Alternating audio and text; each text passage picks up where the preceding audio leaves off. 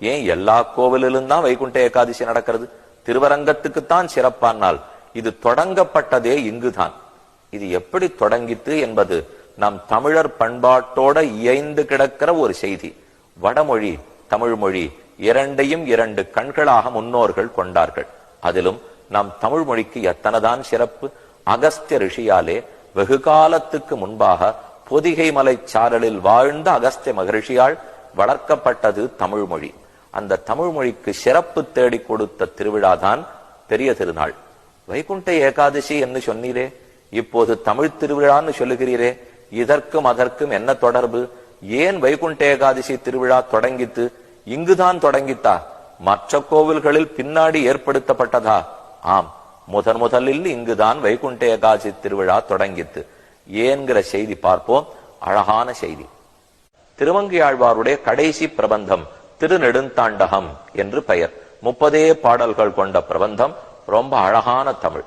அந்த 30 பாசுரங்களையும் தேவகானத்தாலே பாடி திருமங்கையாழ்வார் பெருமாளை மகிழ்விழ்த்தார். பெருமாளும் தலையசைத்து கேட்டார். அழ்வீர், நன்கு பாடினீர், உமக்கேதானும் பரிசு கொடுக்க வேணும், என்ன வேணும்னு கேட்க, நீர் எனக்கு ஒரு ஒத்தாசை பண்ண வேண்டும், ஒரு உதவி செய்ய வேண்டும்.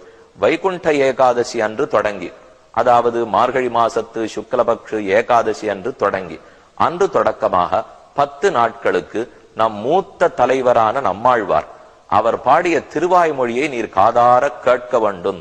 இதுக்குத்தான் திருவாய்மொழி திருநாள்னு பேரு. இதற்குத்தான் இராப்பத்து உற்சவம்னு தற்போது திருநாமம். இது திருமங்கையாழ்வார் வச்ச கோரிக்கை. திருமங்கையாழ்வார் பெருமானிடத்தில் 10 நாட்கள் நீர் உற்சவம் கண்டுள்ள வேண்டும். அப்போது நம்மாழ்வாருடைய 1000 பாசுரங்களை நீர் கேட்க வேண்டும். ஒரு நாளைக்கு 100 பாடல்களாய் 10 நாட்களுக்கு 1102 பாசுரங்களை கேட்கணும். திருமங்கையாழ்வார் கோரிக்கை வைத்தார். பெருமாளுக்கு என்ன கரும்பு தின்ன கூலியா? ஆழ்வாருடைய பாசுரத்தை கேட்பதற்கு கசக்கிறதா? அது தொண்டர்க்கு அமுதமான பாசுரம். பக்தாமிருதம் விஸ்வஜனானுமோதனம் சர்வார்த்ததம் ஸ்ரீ ஷடகோப வாங்மயம் சஹசிரசாகோபனிஷத் சமாகமம் நமாம்யகம் திராவிட வேத சாகரம். தமிழ் வேதம் என்னும் கொண்டாடப்படுவது ஆழ்வார்களுடைய பாடல்கள்.